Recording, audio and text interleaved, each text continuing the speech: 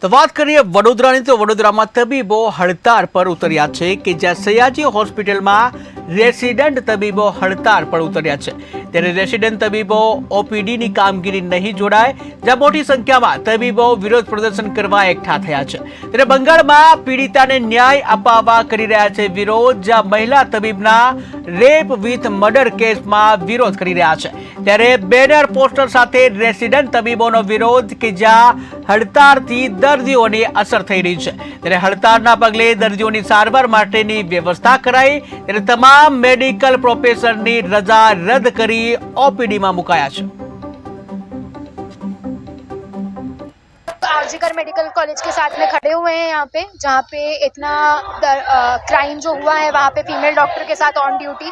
दूसरा जो वहाँ मॉब ने अटैक किया है 15 अगस्त की आधी रात को, सारे सबूतों को मिटाने के लिए हम उसके अगेंस्ट में खड़े हैं, हमें जस्टिस चाहिए।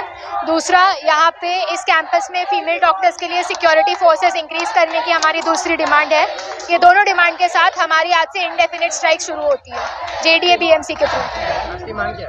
हमारी मांगे इंक्रीज सिक्योरिटी यहाँ पे, ताकि सेफ प्लेस क्रिएट हो सके फीमेल डॉक्टर्स के लिए, ताकि वो निश्चिंता से काम कर सके। आज आरजेकर मेडिकल कॉलेजમાં જે થયું એ કોઈ બી છોકરી, ઇન્ડિયાની કોઈ બી છોકરી જોડે થઈ શકતું હતું, એના વિરુદ્ધ એને જસ્ટિસ 5 દિવસ થી 7 દિવસ થઈ ગયા, હજી સુધી એને જસ્ટિસ નથી મળ્યો।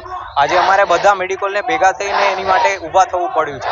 એટલે આ ઇનજસ્ટિસની વિરુદ્ધ એક અપીલ છે, એક વિરોધ છે, અને સાથે સાથે એક ન્યાયની માંગ બી છે, અને જોડે જોડે અમારી સેફટી માટે ગર્લ્સને કે છોકરીઓને કે ડૉક્ટરને પ્રોવાઈડ કરવા માટે હવે અપીલ છે।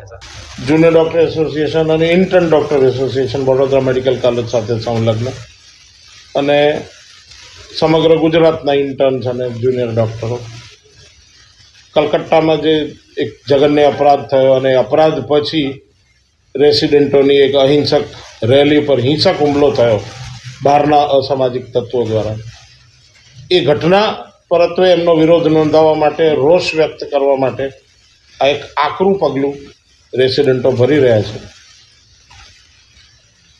અમે એમને સમજાવવાની કોશિશ પણ કરી હતી ગઈકાલે સાંજે। હાલ એ લોકો આવેદનપત્ર આપીને ગયા છે, અને આજે સવારે 8 વાગ્યાથી એ લોકોએ રૂટીન ડ્યુટી અમે નહીં કરીએ, એટલે ઓપીડીમાં પેશન્ટ નહીં તપાસે, વોર્ડમાં પેશન્ટોની સારવાર નહીં કરે, ફક્ત ઇમરજન્સી સેવાઓ ચાલુ રાખશે એવું કહીને ગયા છે। અને આ